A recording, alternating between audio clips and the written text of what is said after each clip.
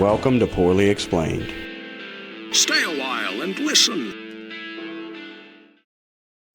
And we're live with Nick Angel. What's up, buddy? What's up, man? How's life been treating you? How's the babies? Oh, dude. Wonderful. Yeah? Wonderful. I got mine in the same room watching TV right now. That's beautiful. Yeah. My kids fight too much for that. They fight, but not too bad. Matthew's the more aggressive one. Yeah. Is that that's the younger one. The younger one, yeah. Yeah, he's tough as fucking nails. Yeah, I've noticed it's always like my middle kid that competes with the older one, and they fight about everything. They're both like super loving to the baby because the baby's like 1, so yeah. But they just fight, man, all the time. That's awesome. But then they can't stand not to be around each other. It's the weirdest thing. Like it's Really? yeah. I don't know if Matt and Luke have been away from each other enough to even know how they would do without the other. Yeah. Because they go, I mean, they're basically twins. In public, they get mistaken for twins. Yeah, they're super close. Yeah. Yeah. And it's funny because Luke is huge, too. Really? So it's like they like, Luke, we took him to a doctor's appointment. He's like in the 90th percentile for height and weight. Oh, wow. And Matt's like in the 70 for both. Really? Yeah. I haven't seen them since they were like legit babies. Oh, yeah. Matt's like running and talking now. Luke can carry on conversations. Luke has this impressive thing with his memory that little Conley had too. It was the other night we were ready to put Matt to bed. Matt still takes a Noopy, and we couldn't find it. And like, it turns out it was in the bar on the counter from whenever we had went outside. From the time we had went outside, I had to take Brendan to his friend's house, and Luke came in the truck with me, rode with me to do that, brought him back. Then we came in, watched TV for a little while, and then it was time to put Matt to bed. And Paige was looking for his Noopy, and she was like, "Where's it at? Do you know where it's at?" I went outside to feed the dog. I come back in, and I just see, like, Paige was looking for it and stuff. Luke comes running, runs straight into the bar, goes up to the counter, and just grabs it. Like, he just remembered where it was from, like, hours ago. And the dude's not even 3 yet. That's pretty impressive. Yeah. That's good recall. Yeah, I like that.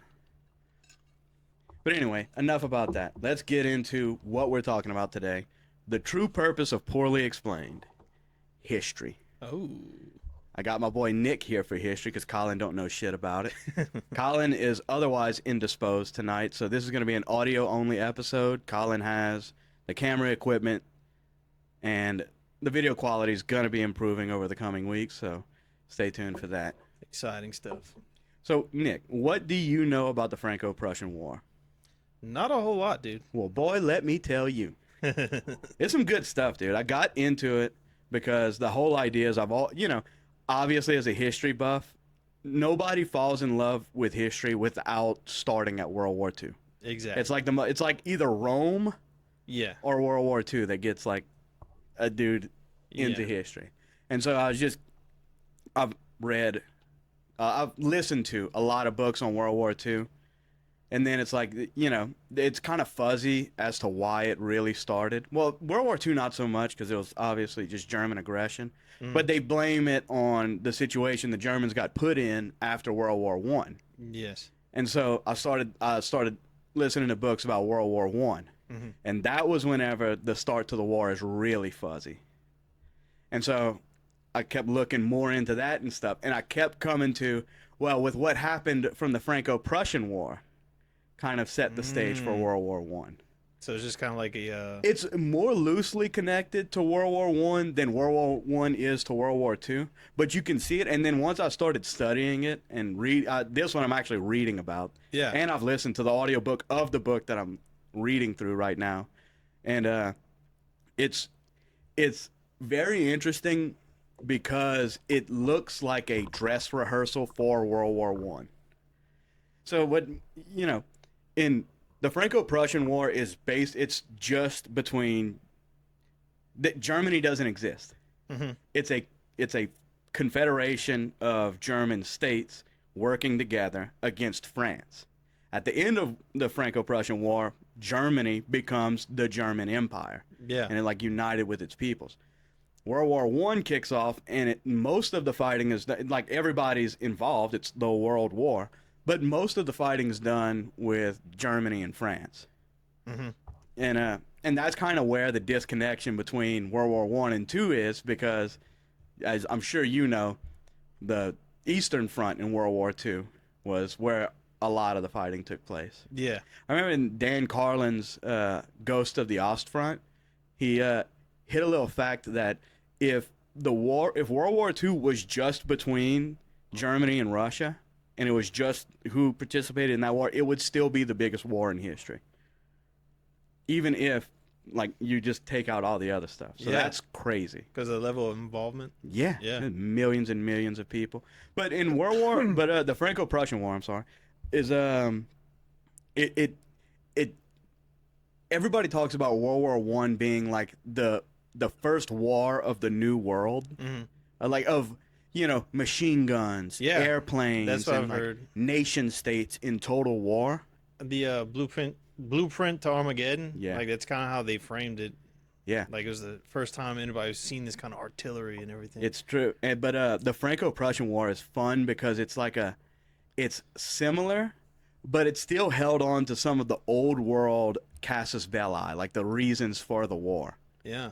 And so, yeah, I was getting into the book, and they talked about the real reason why the war kicked off. The French Emperor Napoleon III, who was the famous Napoleon's nephew, he declared war on Germany because France did not want to see German unification. It would upset the balance of power on the continent.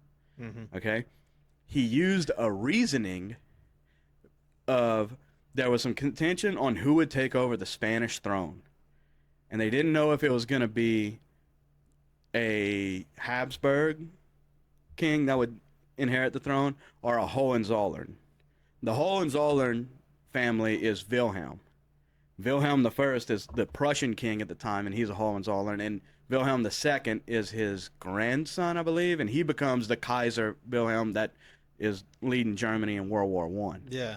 So they used that as like, we can't let the Germans put a king in Spain because he'll be pro-German unification. So we have to stop him.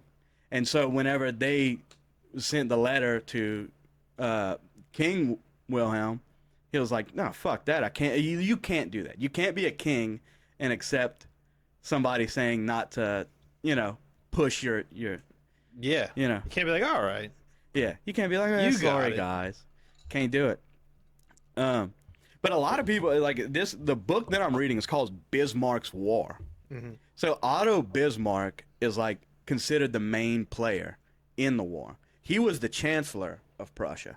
And apparently he was, I don't know enough about him to really get into the weeds, but he was like a really good statesman. He was really sharp, and he's kind of the one who's credited with keeping the rest of that web of treaties that everybody blames World War I on for getting everybody involved was pretty much already there. But just Bismarck, he waved a magic wand and kept everybody the fuck out of it. Yeah. Which is cool. I saw a meme one time. It was like, I think I sent it to you. It was like a Harry Potter like backdrop, and it was like Portugal joining the war after like a treaty in 1301. Yeah. It was like, after all this time. But so in World War One, it's famous that Germany and France fought to a complete and total stalemate. Yeah. In France. Yeah. Franco-Prussian War, the exact opposite happens. The Germans fucking steamrolled the French. Really? Bad. It ended in 6 months. Yeah. Yeah, they fucked them up. So, like, what's the time frame? 1870. It started in July of 1870. So this is still pretty fresh. Oh yeah. Like when World War One pops off, this is pretty fresh. Oh yeah, it's still like the line. So one thing that happened was whenever the Germans won the war, there was a lot. I think so. There's this place on the eastern end of France called the Alsace region, Alsace and Lorraine. Okay. I think those are just two provinces or something like that. I don't fucking know. But the Germans, I think, took that or didn't. I'll have to brush up on that. But that was like a point of contention in World War I as well. Or no, in World War II. I think I don't know. I don't know enough about that. Lives I'm getting getting too far ahead of myself here. Right. But We're just giving a taste. yeah. So what the really so that I explained to you the old world idea of like the reason why the war kicked off. Mhm. The modern thing about it was the mobilization. They all had railroads. They all just amassed like I think the French put up 350,000 troops and the Germans put up 400,000 troops right on the border within like by August. Wow. And then that's whenever the Germans went and started beating the crap out of them. It was rough for the poor Frenchies, dude. Really? Dude, they got beat in 2 major battles right away. And so the Germans had more of like a decentralized command structure where they had 3 armies with the first army in the north, the second army in the center, and the third army in the south. And they were all divided up into like 7 different corps. Mm-hmm. And the idea was second army would push straight into France, and then first and third armies would lag a little bit behind so that they can go after the French flanks. Helmut von Moltke, who is the uncle to the Helmut von Moltke of World War I, kind of adopted this idea of instead of using flanking tactics with little platoon size or company size elements, he was going to be flanking with entire corps because of the speed at which they can move now. Because of, railroads, they could just put Modern people advancements. anywhere. And that was kind of like the first part of artillery. The chapter I was reading about the combat gave a lot of credit to German artillery for winning the battles, because it looked like the French were putting up just as good of numbers as the Germans, but they just had to keep abandoning positions because it was raining hell. Yeah. So that's fun. I wonder what so like they got waxed. They got their fucking asses. And then, a few decades later they're like run it back. Yeah, and then like a few decades later the Germans are like, nah, fuck that, run it back. I guess what the fuck is wrong with Europe, dude? They're back at it too. I guess what assholes. I'm curious about is like how like what kind of changes did they make to be so competitive in World War One? In World War One, they took a totally different. The Germans took a totally different approach. Yeah. Here's the thing: in the Franco-Prussian War, the Germans advanced through, like the kind of like the middle to southern portion of France, from 3 German states that France was hoping would be neutral. It's Baden, Württemberg, and Bavaria, and they went. That's where they entered through. In World War One, the Germans decided to go with something that like a general or somebody came up with called the Schlieffen Plan, where they would, of course, the Schlieffen Plan. Come on, dude. Everybody has a Schlieffen Plan. You have to. They marched a large army through kind of like the northeastern part of France. Okay. Which was like almost like a diversionary move, while the main force that was going to flank them and completely destroy the French army was going to march through Belgium. Bad idea. Belgium has the port that is closest to England, and the UK. It was very important to them that Belgium doesn't fall. Yeah. So the Brits got involved in World War One. Yep. It's so funny whenever I describe World War One to people. I'm like, dude, it makes total sense, dude. A Serbian group assassinated the Austrian prince. So what happens next? Obviously, Germany invades Belgium. Yeah. Yeah. It's like so many people just not involved at all, just getting into the mix. One is It's fucking. It's so confusing. It is, and then I always think I'm just like, man, it's kind of one of those like, why, Well, that's so many people die. The book that I listened to on World War One is called The World Undone. Okay. And like they describe like the start to it, and it sounds like every fucking body did not want the war to happen. Yeah. From Wilhelm to Tsar Nicholas to I think it's Victoria. Yeah. Queen I remember Victoria. you kind of telling me about that like last time. They were all just like, guys, let's not do this, okay? Yeah. And then I remember there's a quote that was just fucking badass.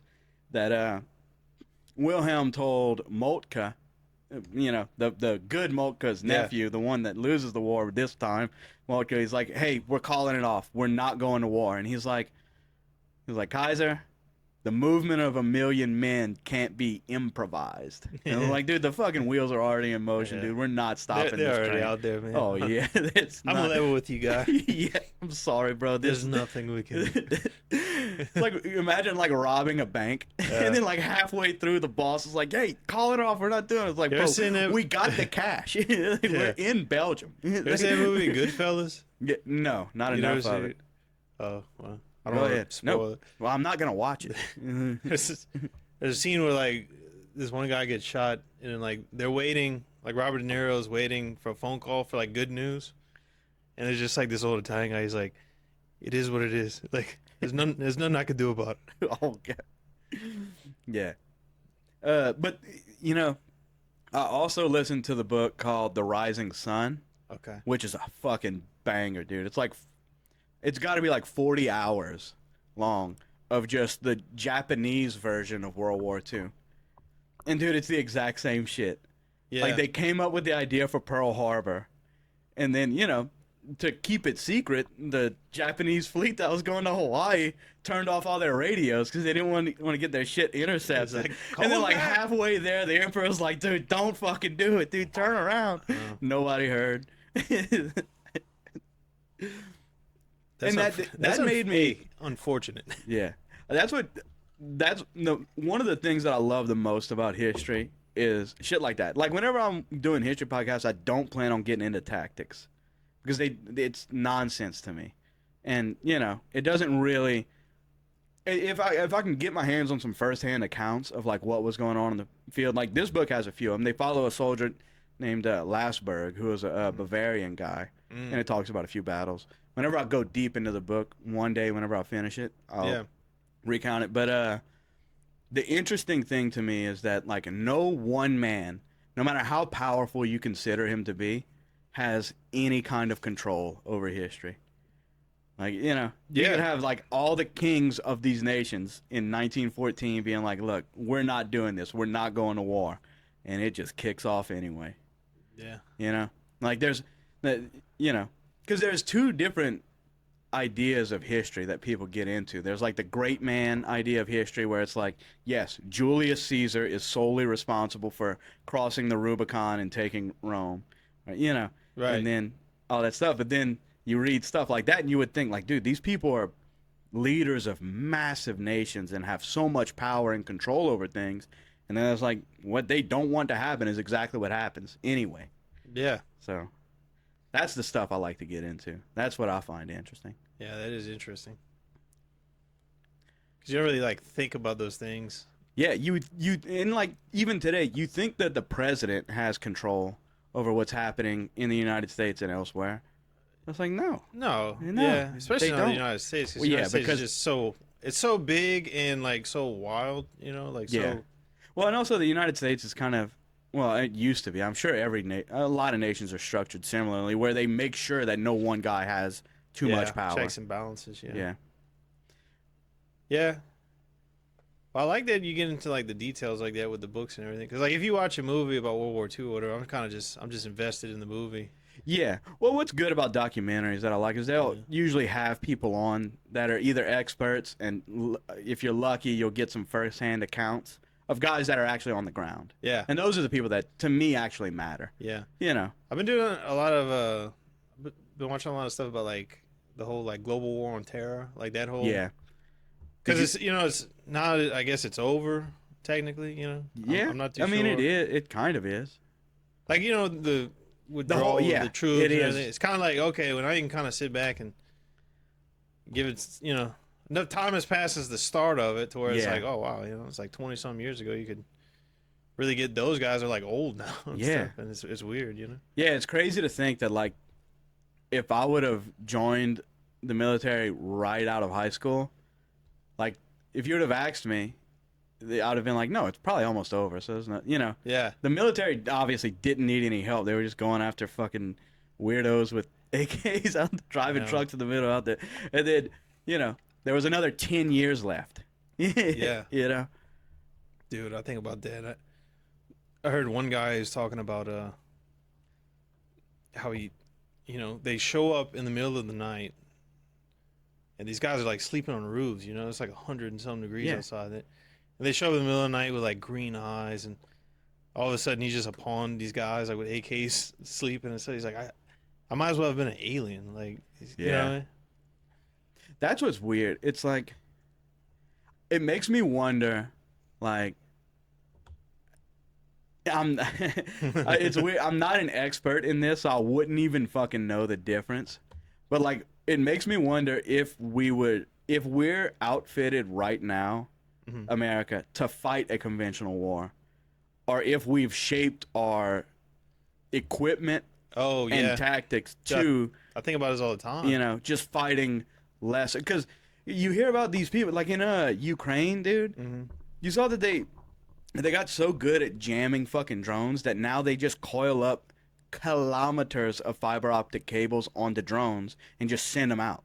So that way it's not taking any radio signal. And it can't be jammed. I didn't hear that. I saw a video of like a dude, like a Ukrainian guy walking, and he was just like dragging his feet in a field, and it looked like he was walking through like a spider's web from Lord of the Rings or something. It was wild. Yeah.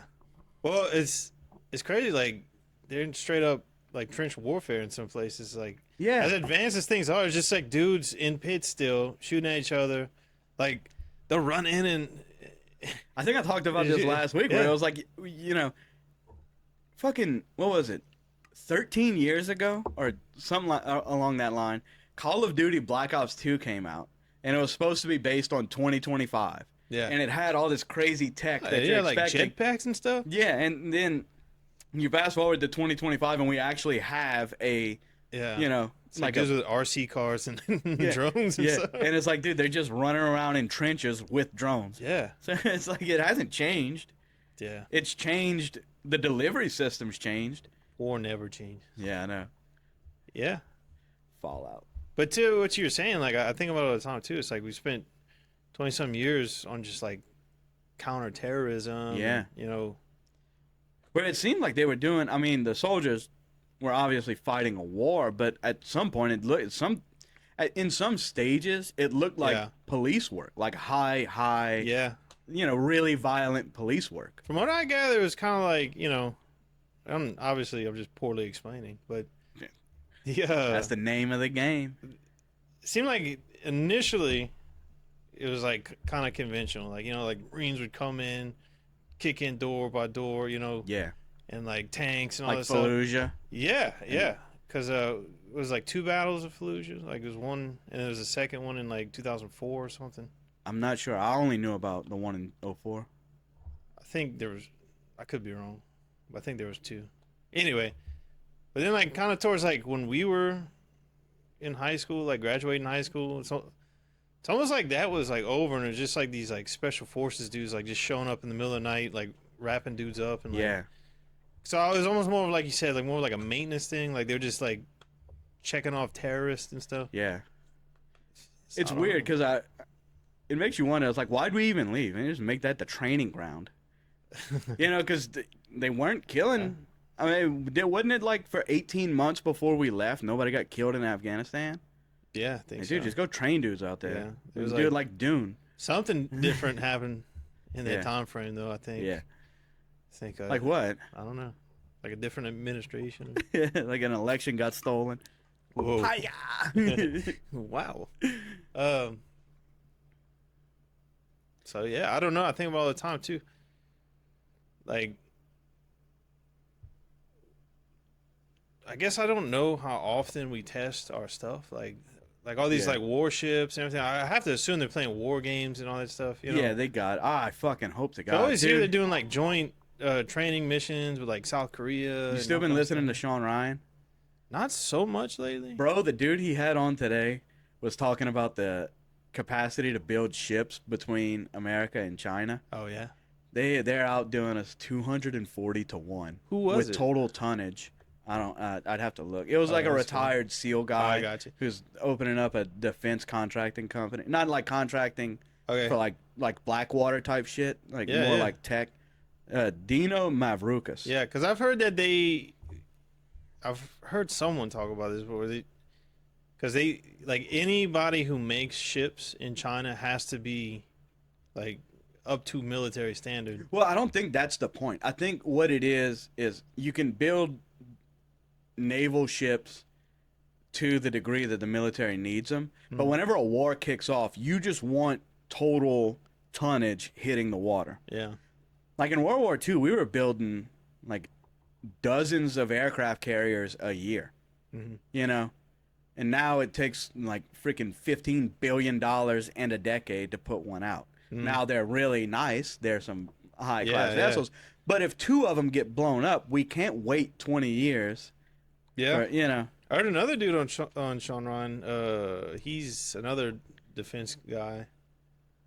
He's talking about the limit on ammunition that the United States has right now. Yeah. That stuff, I don't know. I feel like something simple like that can be ramped up. But what also, with the Navy thing, it made me wonder, because he said that China has 50% of the shipbuilding capacity on Earth.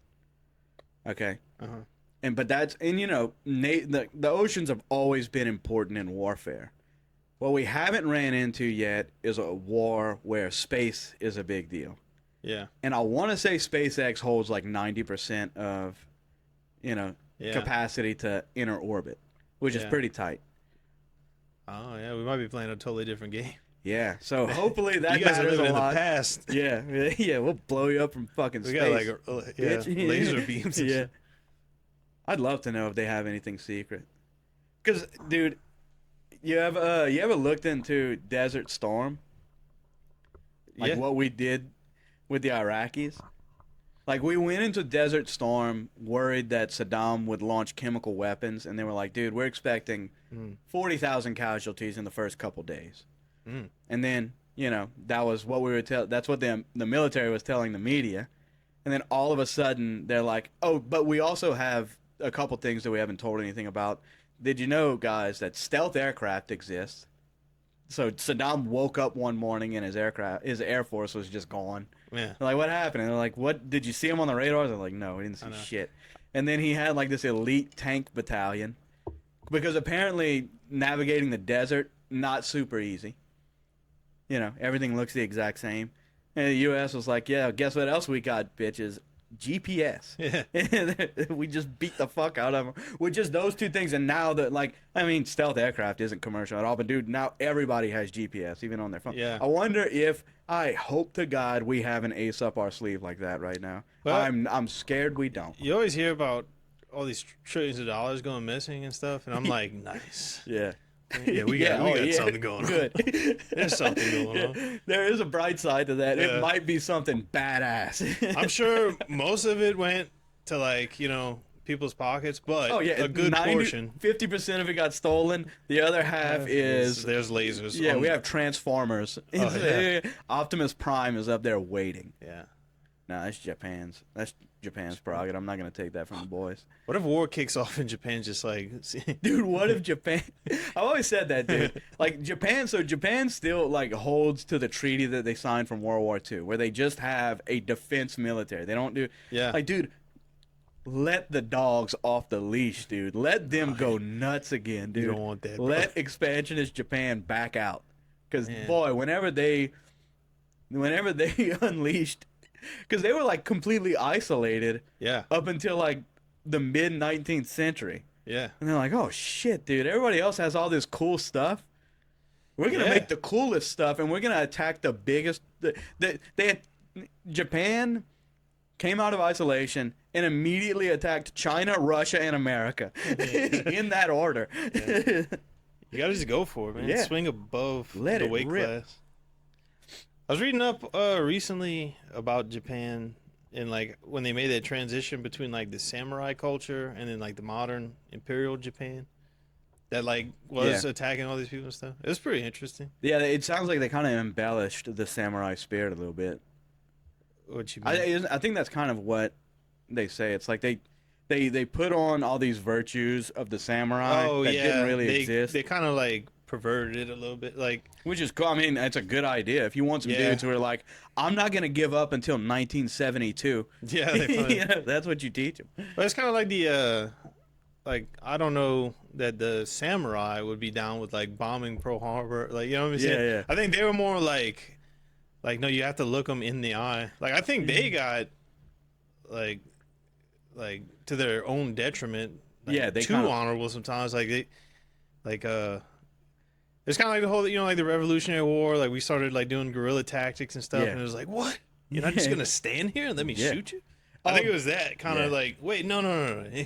That happened in the Franco-Prussian War, too. Oh, really? Yeah, the French brought in some Algerians who were just like hiding behind walls. Dude, the Germans said some really nasty things about the guys from Africa that I'm not going to repeat on here. That's in the book. Say that for the Patreon. Yeah. All right, well, let's take a break. We'll get back to the show in just a minute. And we're back.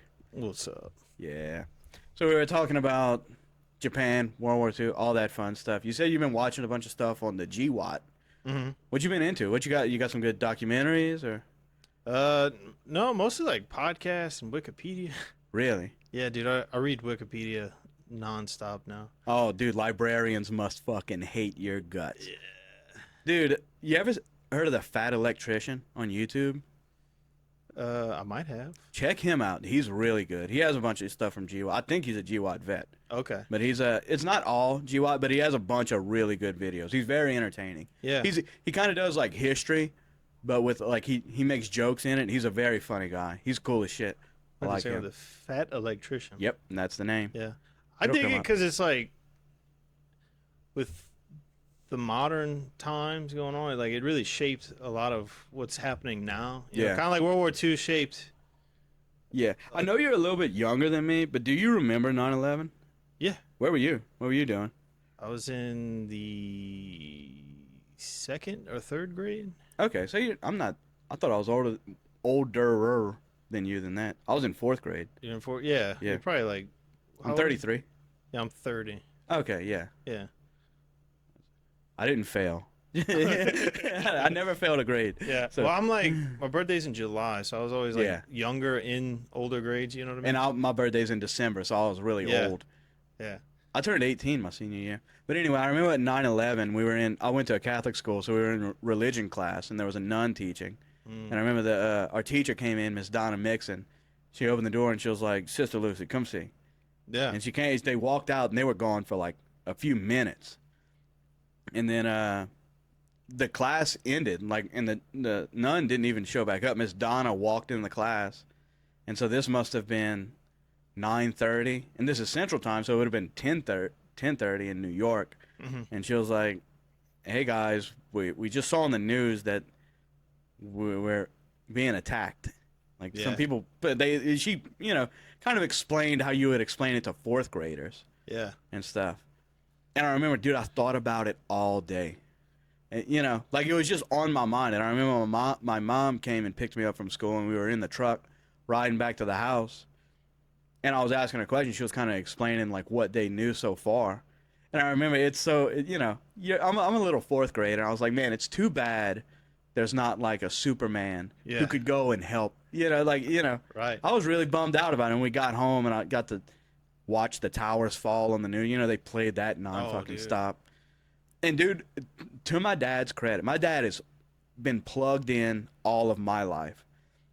My dad said he thinks it's Al Qaeda. My dad knew who Al Qaeda was. Whoa. He's not real big on intelligence, but apparently Al Qaeda had been in the news Yeah. before that. I think they actually attacked in '91. They blew up a truck bomb under one of the trade centers. I think so. Yeah, but he like called it right there.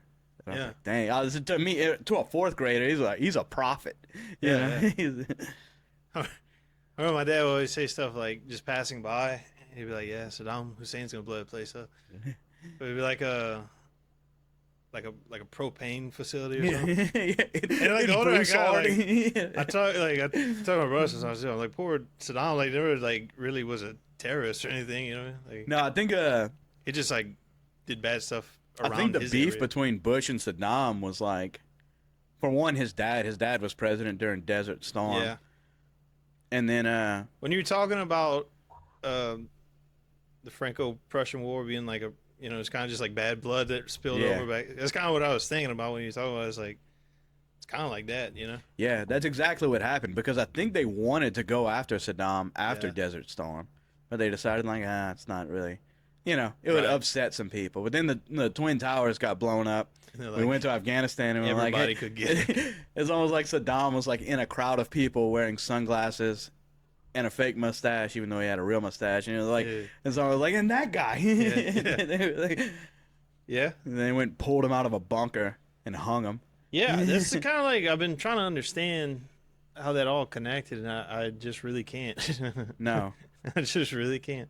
Well, what's interesting is like, dude, I listened to Jocko a lot, and you know, I remember there was an episode whenever him and Leif were talking about it, and Leif made the comment that he was like, you know, you can, you know, he thought, you know, you could have any idea why we actually went there, but he was like, man, I feel like the people in Iraq that they were fighting, he said that they, blah, blah, blah. He thinks that the people in Iraq that they were fighting were just as evil as the Nazis or Imperial Japan or Yeah. any enemy America has ever fought.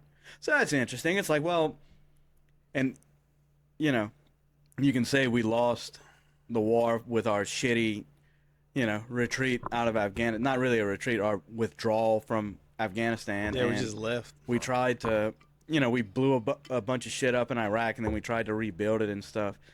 And, you know, the idea of losing these wars, just like we, you know, quote unquote, lost Vietnam and stuff, it really doesn't sound like soldiers lost any of America's wars that you would consider lost. No. It always got lost on Capitol Hill. Everything I've ever heard is just us like dunking on everybody. Yeah.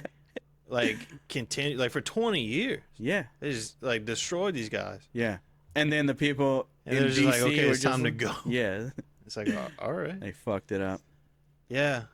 That's what like freaks me out when they talk about like drug cartels and like designating them terrorists and stuff. I'm like, ooh, this is a slippery slope. You know? Yeah. 'Cause I have no doubt in my mind that they can like, you know. What's funny is like you'll hear from, like, if a guy, like a guy who was in the special forces will go on Sean Ryan's show Yeah. and be like, dude, we're gonna fucking annihilate him. I was like, I have no And then- doubt. Exactly. I'm No sure doubt. y'all will. But You're the best ever. the policy behind y'all Yeah. are gonna lose this for That's us. what freaks out the common person. It's Yeah. like, what? Yeah. Yeah. The quote unquote elected officials. Yeah. I'm not doubting elections. I'm just saying, like, I haven't voted for a fucking congressman that was running in a midterm. You know, I vote every 4 years. Oh, And that's it. You know, I vote for everything. really, Yeah, dude. I need to. I should. I try to, man. But even keeping up with them, and it's like, dude, how many fucking congressmen? Like, that'd be one. I'd have to vote for one state and one senate. And one state congressman, Yeah. one state senator, one national congressman, one national senator. Stuff. I Yeah. don't know enough. Like, you can't learn enough about these fucking people to actually make a judgment call. No, you're right. Because you know, there's one. They all have one common denominator. They're all lying through their fucking teeth. Yeah, it comes down to like it's like one Democrat that you know is not going to win Yeah. because of just where we're Yeah, zoned. in Louisiana, And it's it's whoever like- wins the Republican primary. And then is- there's three Republicans to choose from. And he's like, I don't know any of these guys. You Yeah, know? it was the And- same thing with the chief of police in Youngsville. Yeah, It's like I saw their signs, but it's like, dude, just don't pull me over for going five. I live in a fucking speed trap town, oh yeah, where it's like if you're going 5 miles over, they're gonna pull you over. It's like, well, which of the fucking chief of police won't do that? That's who's gonna get my vote. None of them. Okay, well, and now I don't fucking care who wins. yeah, I hope you all lose, actually. You know, yeah, dude, there's nothing I hate more than that shit. Traffic cops, dude. yeah, dude. I was, for a little while, I was like the thin blue line, you know, stand for it. But dude, you get one speeding ticket, and it's like, dude, they trying to hold a man yeah, down, I'm dude. an anarchist now. Yeah, fuck them, dude. They do not, you know, they have protect and serve on their fucking cars. It's like, dude, you're protecting and serving who in Youngsville if you're just, you know, pulling over people. Dude, they had a big scandal in Youngsville where they had like a councilwoman got pulled over who was clearly wasted out of her fucking mind. Really? And she called she called the chief of police at the time, who's since, he's retired so that he wouldn't get fucking fired over it. Okay. And he told the cop not to do it. And then the cop was kind of like, okay. Well, then he kind of, the cop in question kind of kicked the hornet's nest. Ooh. And the chief of police, his name, I'm going to out him. Who is this? Fucking Boudreaux? Mike Boudreaux? I'm going to find out. But he like threatened him over text message. Really? Yeah. The cop? The chief of police threatened a regular cop That was just on the beat, for not being corrupt enough. Oh, wow. Yeah. And then he like went on and like he was about to get fired, had a heart attack, and then retired. Aw. Yeah. My old boss knew him. Really? Oh, it was Ricky Boudreaux. He was like, oh yeah, Ricky Boudreaux, that's a corrupt motherfucker, but at least he was corrupt in a good way. Because, everybody knew who my old boss was in Youngsville. He's been here for 70 fucking years. Yeah. But I was like, dude, at that time, I had kind of followed that story. I was like, dude, fuck that dude. I had no idea. Yeah. See, It was a big deal, for me at least. well, I guess. It was, and I kind of know the cop too. Because he was actually here whenever Conley died. Should get him on the pod, dude. I could try. Does he still work there? I don't know. I hadn't seen him in a while, but it was weird because after he was here whenever Conley passed, and then I bumped into him at Nunu's. I was just grabbing some stuff, and I saw him, and he was like, "Oh, hey, what's up, man?" And he just talked to me kind of normal, and it was like, this was days after he died. Oh, so I was recent, yeah. I was fucking, I was like, I couldn't even look at him, and then. Dude, like another 2 days later, he was behind me in line at a gas station in the morning, and I was grabbing like a Celsius or something. Wow. And he was like, man, I keep bumping into you. I know you from somewhere. I was like, dude, you were at my house on Mother's Day. And he was like, oh, man, I'm sorry. Yeah, he remembered then. Oh, I bet. Yeah. So I was like, oh, yeah. I bet that's not a... And then whenever I saw something come up, they named the guys that were in the scandal between, he was the one that, sent, made the text that he got from Ricky Boudreaux public, and I looked him up on Facebook, and sure enough, it was him. I was like, well, I'm on his fucking team. Yeah. He's a regular dude trying to do his fucking job. So, Yeah. I don't know. So the lady was drunk? Like She was apparently very drunk, Wow. driving back from some type of, I don't know, like a party or something. And she was like, call Ricky Boudreaux. He's going to... And she was like being rude about it, too. Like above the law, like I'm too good for this So she shit. just said all that, like with body cam footage and all that stuff? Yeah. Really? Oh, yeah. And Is that out in the open? That's so crazy. And, well, I mean, because think about it. You could just choose not to, air it out. Yeah. But, credit to the dude. He Yeah. fucking did it. So, Yeah. Fuck You that gotta have bitch. balls to do that. Yeah. So I don't know who the chief of police is now, but they're still fucking way. They changed the speed limit on like our little main road right here from 45 to 35. Don't go 38. Page got popped. Oh, really? Yep. I guess it's just zero crime around here. There's none, dude. You're a victim of your own success around here. Yeah. What about where you're from? Tell us any local drama in your area. No, man. You live out in the middle of a fucking field, so I wouldn't imagine. Yeah, no, it's pretty quiet where I live. Yeah. It's really. I don't even like see cops. That's funny. Yeah, it's pretty sweet. I live in the suburbs, but like I go to my back porch and I don't hear anyone. I Yeah. don't hear anything. Everybody's just inside. That's weird. I remember it was like that whenever we lived in a neighborhood. Yeah, Like, we didn't know anybody. It's pretty cool because like if you go in my front yard, there's a ton of kids the same age as my kids, maybe a little bit older. Yeah. Like let's say from like 4 to 9. There's Yeah. like a big gang of kids right around my house. So my daughters have plenty of people to play with. They love it. And what's cool is your neighborhood isn't like made to where people can just like go around the road. So you have to No. like be going to a specific house. Yeah, it's a dead be end where driving I there. live. Yeah. So yeah, if you don't have any business down there, like it's kind of like it's pretty Yeah. obvious, you know. Yeah. But dude, it's so cool. They go ride bikes and stuff like when we were kids, man. It's awesome to see. Yeah. But then you go in my backyard, like I said, it's like Yeah. whisper quiet. It's Hell the yeah. weirdest thing in the world. So I go in the front yard, there's children's laughter. In the backyard is just nothing. I would stay in the backyard. Nothing pisses me off more than children having fun. Yeah. Yeah. I'm kidding. No, dude, it's okay. You hate cops and children's laughter. Yeah. I don't hate. I'm not going to lie. The cops are. Dude, one time it was like for the 4th of July fireworks in Youngsville at the sports complex. Yeah. It was like a big fireworks show and all that stuff. And we were just walking back to the truck with the kids. And I was carrying either Matt or Luke. And there was a cop car. We passed it up walking to the truck. And Luke was excited, like, oh, look, cop. Oh, look, cop. You know, all pumped up. And I was like, yeah, have a good night, sir. Dude didn't even look at me. And, like, we walked, like, where I had to, like, I could have touched the cop car. His window was down. And we were just like, have a good night, dude. Didn't even look at me and stuff. It's like, dude, show some decency. Don't be a fucking, like, I'm a cop. I'm on duty, dude. You're not a fucking, you know. You're not Captain America, dude. Oh, you're not Captain America, dude. You're 300 pounds sitting in a fucking cruiser in the middle of the night in a town where no crime is happening. Just say hi to the fucking 2-year-old. I'm sorry, dude. It irks me, dude, whenever people are rude. Yeah, no. Especially whenever on your car it's stamped to protect and serve. Yeah. You know, Dude, you would think you would be a good member of the community. The rudest thing I've ever seen in my life. Not to get off the cop No, thing, get off of this subject, please. I went to a NASCAR event, and I got these like hot passes to where I could go in like the pits and all kind of stuff. Dude, it was awesome. The people were busy. Huh? Were people busy and being mean to you? No, everybody was super cool. But there's one driver. What is his name?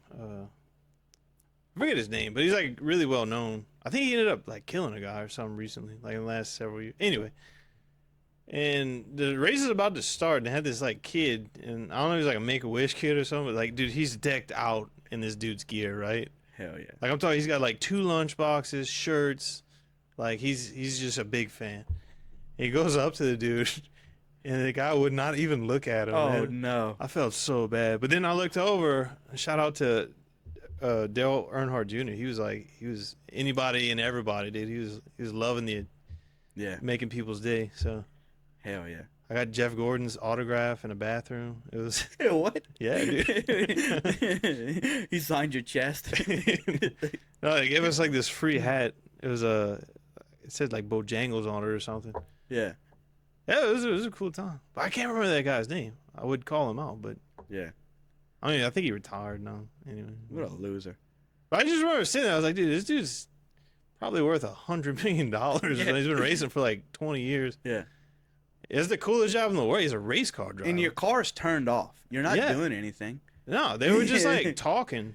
Like, you know, like before the race, the guy would talk with her. They just finished the pledge, so it wasn't even like a patriotic thing. Yeah. Like, the guy just didn't want it. He's like, no, I'm not. What a dickhead, dude.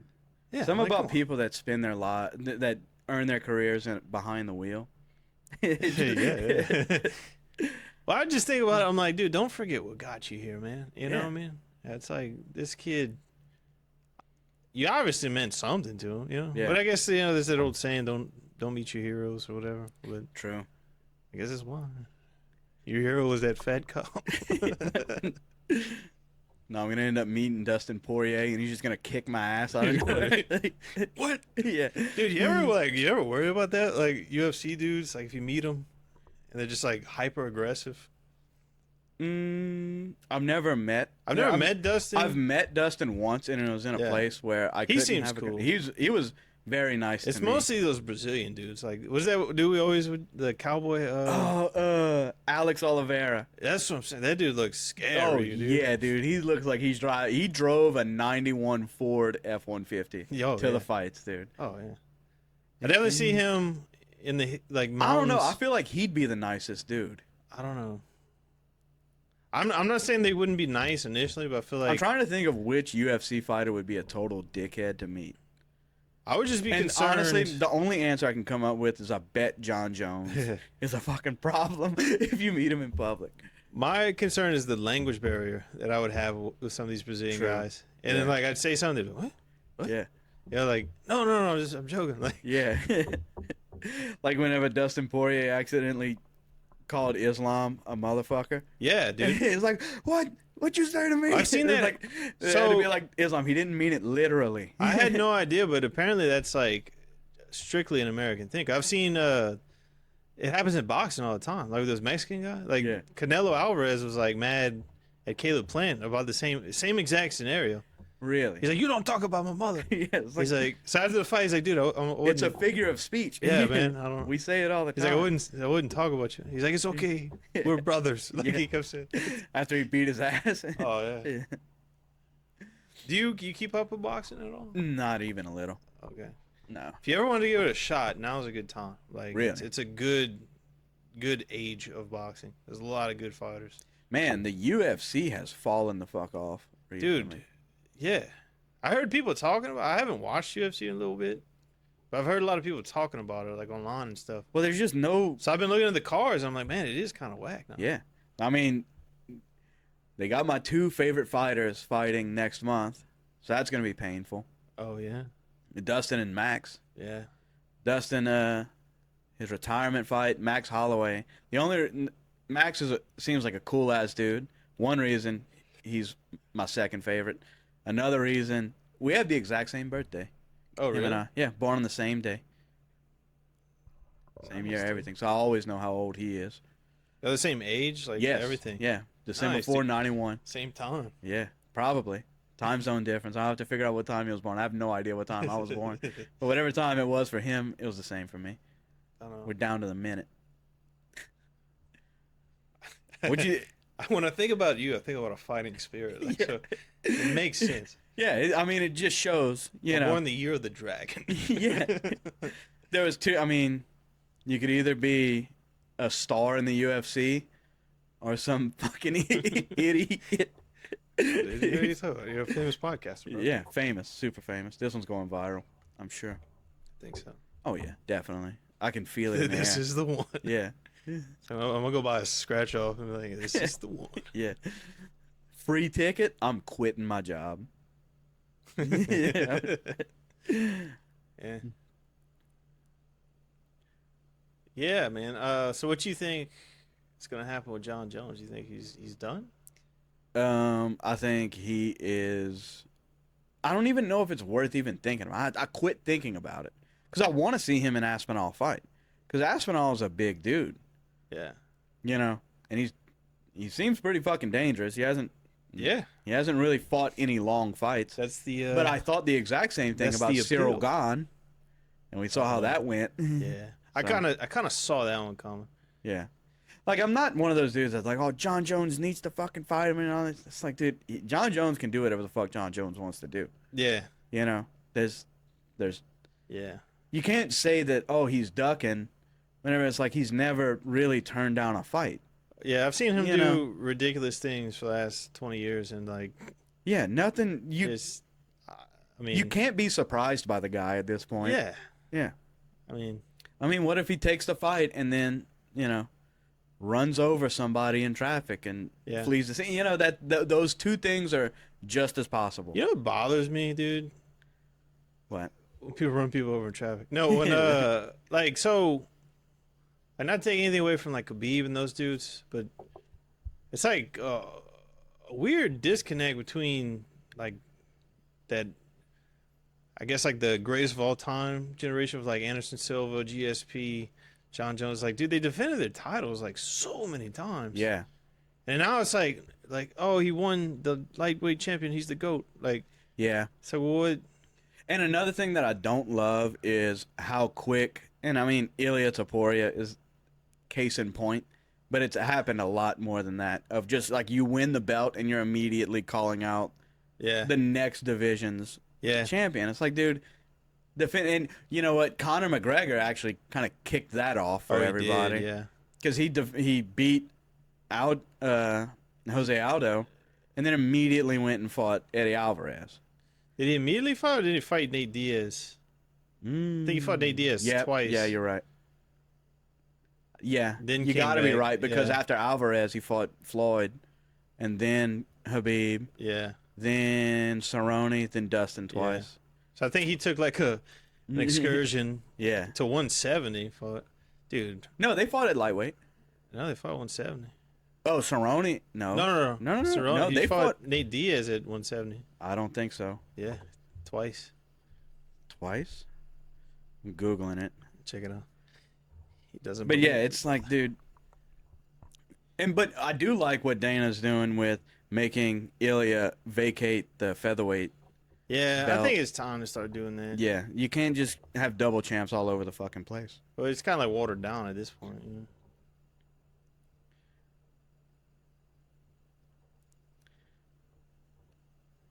Yeah, welterweight. You're right. Fought at 170. Yeah. Because they did the rematch at 170 because they wanted to do it at 155. And he's like, no, I got to beat him at 170 because, you know, it's like a pride thing. Yeah. I remember they like stood out to me. I was like, man, that's pretty gangster. Yeah. Prime McGregor was pretty tight. I'm not gonna lie. Yeah. That was a whirlwind. Yeah. With him going from Aldo to Alvarez made a little bit more sense because of how much of a tidal wave of popularity he was. Yeah. You know, he kind of, not to say he did put the UFC, everybody knew what the UFC was. Yeah. But there was a time where people were tuning yeah. into the UFC for Conor McGregor Oh, more than anybody else. I mean, he could just show up tomorrow. Oh yeah, I'd watch it. Yeah. That's what I'm saying. We all Yeah. would watch it. It's just like they'd have like 4 million pay-per-view buys. Yeah. And, you know. So. His trajectory was a weird one because he was like this cocky dude who was. It's always whenever you got a smaller guy with that kind of knockout power, Yeah. then he just puts people to fucking sleep. You don't see a ton of it at 145. You see a little bit of it at 155 with like Justin Gaethje. He hits like a fucking truck. Yeah. And then it's not until really like the 170s and 185s where you see a lot of dudes that can just drop people. Yeah. So whenever you have like a 145 or like Conor and now Ilya, that, you know, it makes it more special. Yeah. Because you look at the guys like Max and Dustin, fantastic fucking scrappers, but they're beating you up for a while before they knock you the fuck out. Yeah. They're like volume. Yeah. Man, they got this dude in boxing. He's like this Japanese guy. And they're like tiny.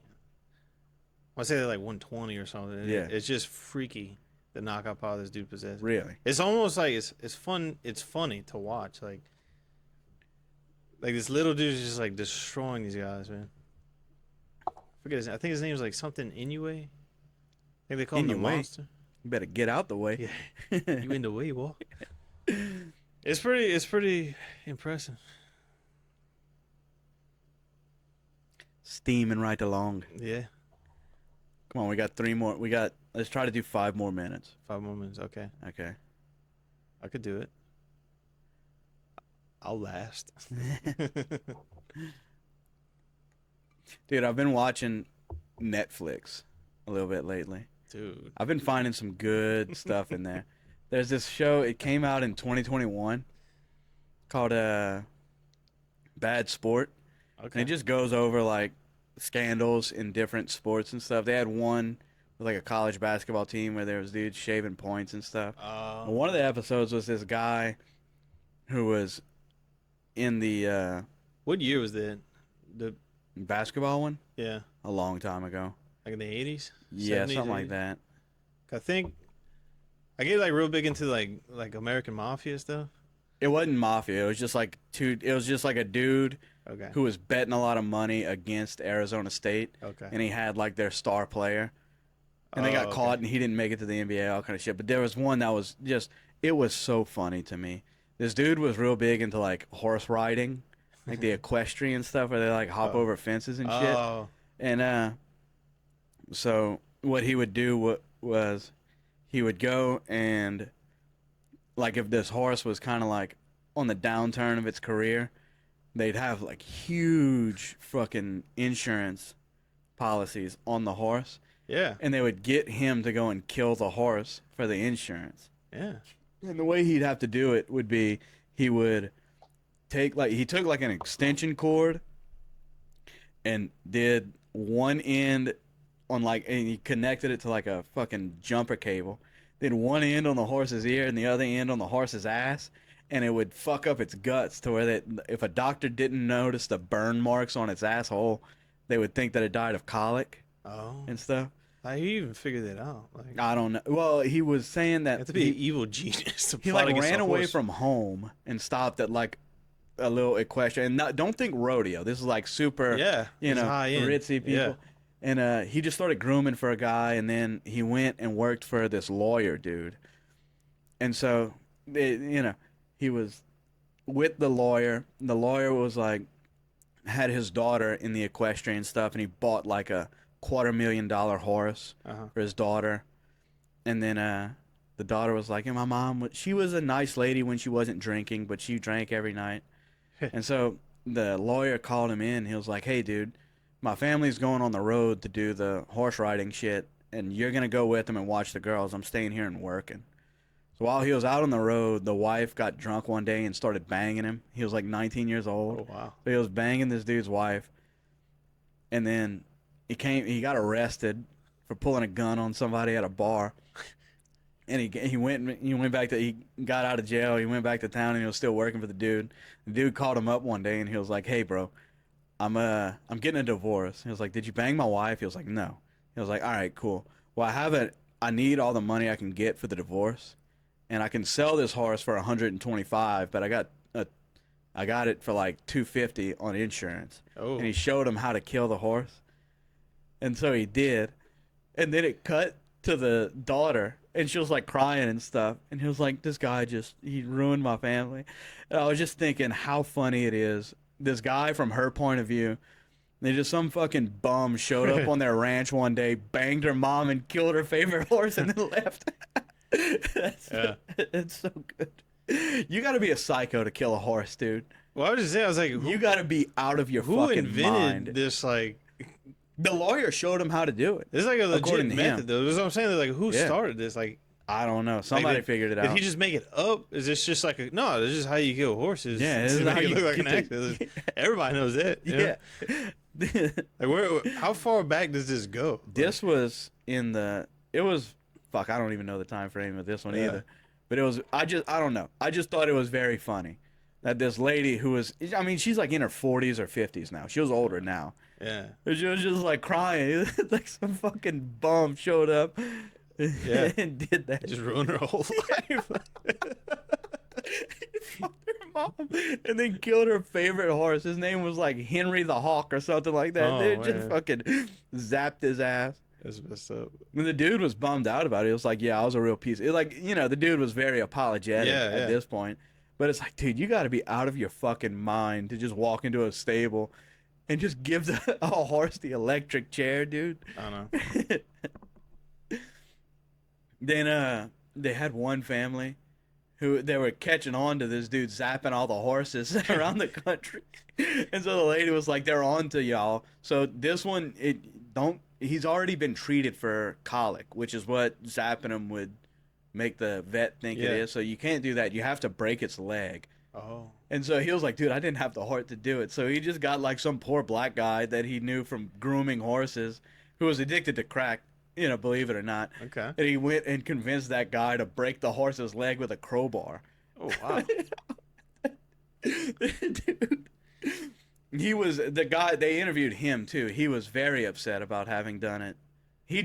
They all served jail time, and he was like, "Man, whenever I was in jail, I fell out the bed and landed on the same leg that I broke for the horse." So that just shows you it'll come back. Yeah, that's karma. Yeah. Dude, that's nice. What's the show's called? Bad Sport. Bad Sport. I want to check that out. Yeah, Sounds interesting. it's okay. It's not the best show, but I'm running low on documentaries, so I had to watch it. Dude. Oh, you heard the dude from Sports Science died?